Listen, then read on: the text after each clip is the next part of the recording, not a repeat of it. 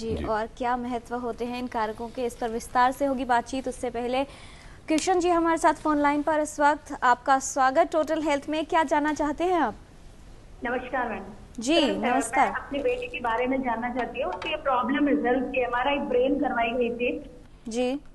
तो उसमें MRI study में it shows gliotic changes in BL occipital parietal white matter and around occipital horns of BL lateral ventricle with slightly prominent lateral ventricle without periventricular pus may be sequelae of old CNS infection।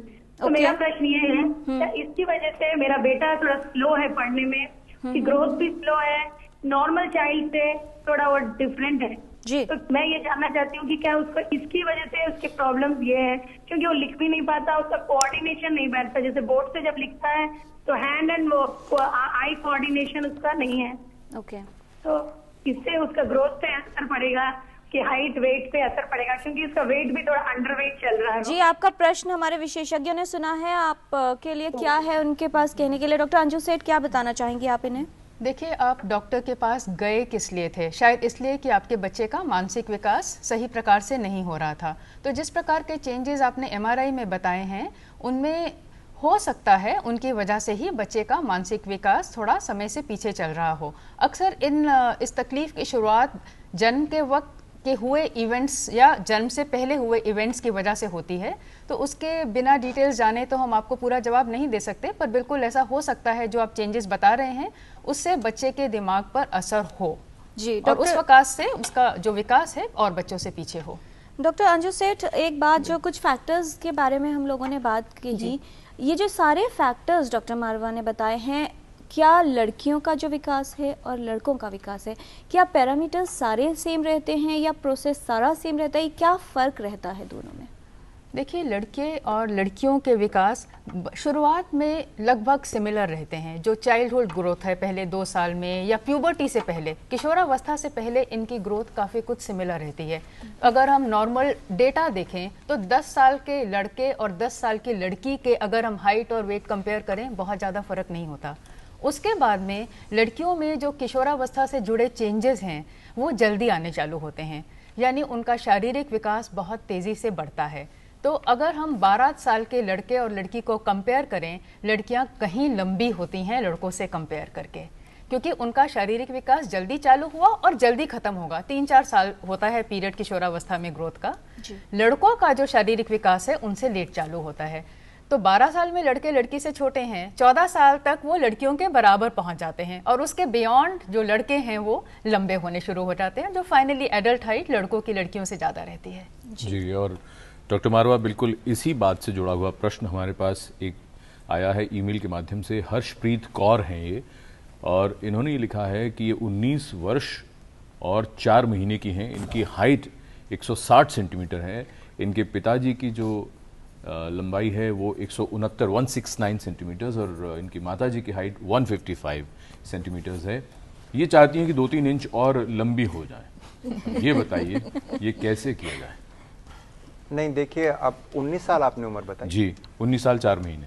देखिए, normally जो growth लड़कियों में, जैसे doctor Anju सेठ ने बताया कि जब प्यूबर्टी कंप्लीट हो जाती है तो उसके बाद लड़कियों में ग्रोथ होती नहीं है। इसका मतलब 13 और 14 साल तक लड़कियों में ग्रोथ खत्म, फिनिश हो जाती है, बिकॉज उनकी बोन्स उस टाइम तक फ्यूज हो जाती हैं। उसके बाद लंबे होने का कोई चांस नहीं होता है। लड़के जो हैं वो ग्रो करते हैं 18 to 20 ईयर्स तक।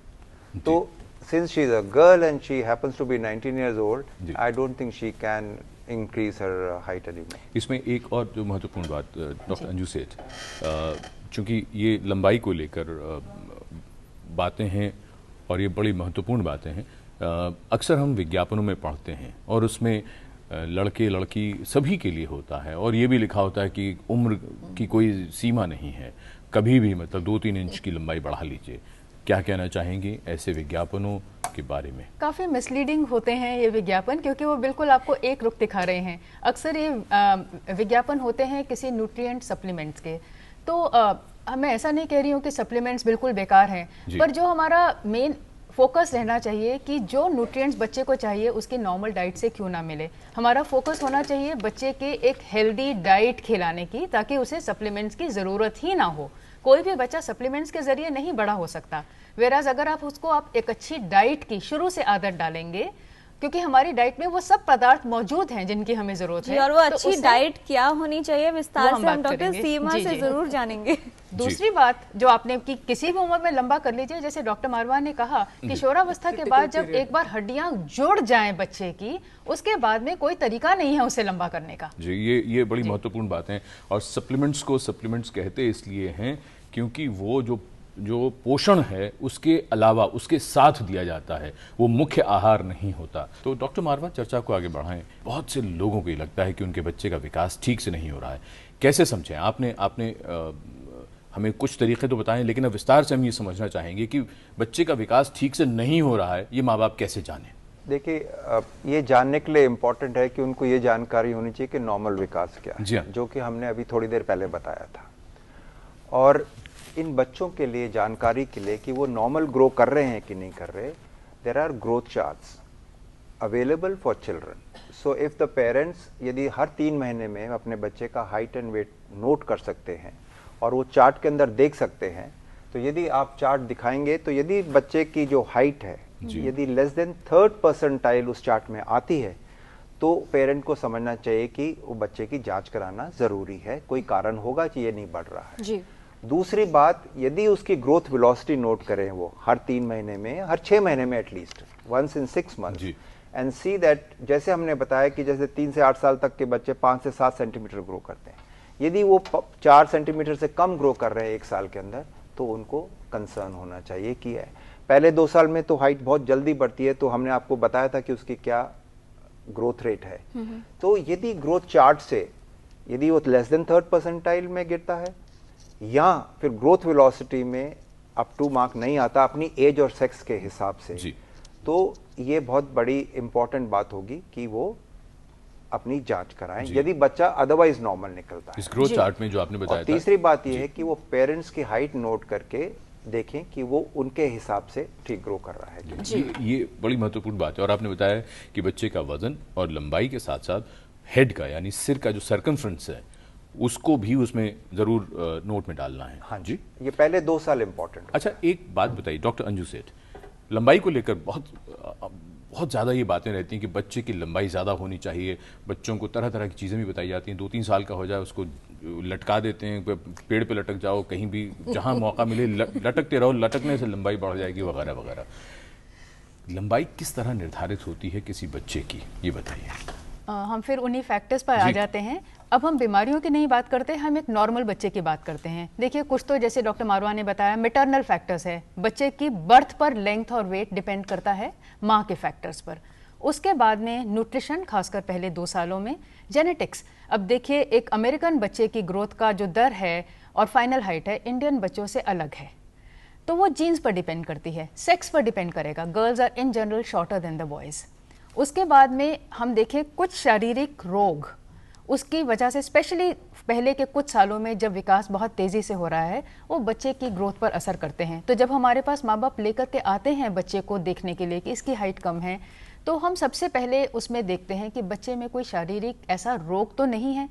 कई प्रकार की लंबी बीमारियाँ, राधा कोई भी लंबी बीमारी हो, कॉमन जैसे कि बच्चे को अस्थमा की शिकायत है, अस्थमा अक्सर बार बार बच्चे को तकलीफ देता है, बच्चे में बनावटी दिल की खराबी है, ये गुर्दे की शिकायत है, ऐसी कई बीमारियां हैं जिनकी वजह से बच्चे की ग्रोथ पर सीधा असर होता है। एक और जो बहुत कॉमन बीमारी है खास करके नॉर्थ इंडिया में, वो है जिसे हम सीलिएक डिजीज़ कहते हैं, यानी गेहूं से एलर्जी। इन बच्चों को गेहूं नहीं पचता और उस वजह से वो खाना पचा नहीं सकते हैं, और इस बीमारी का सीधा कई बार पता नहीं चलता है। तो अक्सर बच्चे में कुछ भी और असर नहीं होगा सिवाय इसके कि उसमें थोड़ी खून की कमी होगी और हाइट कम होगी। तो हम लोग खासकर नॉर्थ इंडिया में छोटे बच्चों में सबसे पहले सीलिएक डिजीज़ को ज़रूर देखते हैं। तो ये बीमारियां भी जो हैं ये सीधा असर करती हैं बच्चे के ऊपर। जी डॉक्टर सीमापुरी, न्यूट्रिशन की जो बार बार बात आ रही है कि बहुत ज़रूरी है ग्रोथ में, अगर शुरुआत से समझें, ब्रेस्ट फीड कुछ लोग जल्दी बंद कर देते हैं या प्रेफर नहीं करती हैं मदर्स, उसके बाद बच्चे को बहुत सारा खिलाना, किस तरह से पैटर्न सेट हो, क्या खिलाना है, ये कैसे तय किया जाए और कौन कौन से न्यूट्रिएंट्स उनके लिए ज़रूरी हैं? हाँ, देखिए, ये जो फर्स्ट 2 इयर्स ऑफ लाइफ है, ये जो फर्स्ट ग्रोथ स्पर्ट है, जितनी विकास और वृद्धि शरीर में होनी है यहाँ पे मैक्सिमम होती है। तो इस टाइम पे न्यूट्रिशन बहुत इंपॉर्टेंट है। एक तो एक्सक्लूसिव ब्रेस्ट फीडिंग कहते हैं, मतलब ब्रेस्ट फीडिंग के अलावा पानी तक नहीं देना है बच्चे को 6 महीने तक माँओं को करना चाहिए, और उसके बाद ग्रेजुअली ऊपरी आहार देना शुरू करना चाहिए। ऊपरी आहार भी जो न्यूट्रिशियस हो। आमतौर पे क्या होता है, घर में बच्चे को एक रोटी का टुकड़ा पकड़ा देते हैं, ब्रेड का टुकड़ा पकड़ा देते हैं, और वो बच्चा उसको ले लेके घूमता रहता है। बट एक कॉम्बिनेशन ऑफ न्यूट्रिएंट्स जिसमें प्रोटीन भी हो, आयरन भी हो, आयोडीन, कैल्शियम, जैसे डॉक्टर मारवा ने बताया, इन सब चीज़ों का एक मिश्रित आहार हो। जैसे खिचड़ी है, खिचड़ी में आपने सब्जियां डाल दी, थोड़ी सी तेल या मक्खन डाल दिया, जिससे उसमें एनर्जी डेंसिटी भी ज़्यादा हो जाती है, तो वैसा आहार खिलाना चाहिए। और फिर 1 साल तक, जब तक बच्चा 1 साल तक हो जाए, तब तक उसको घर में जो भी चीज़ें बनी होती हैं वो शुरू कर देनी चाहिए खाने को। मिर्च मसाला कम, लेकिन बाकी चीज़ें उसको खानी चाहिए। जी।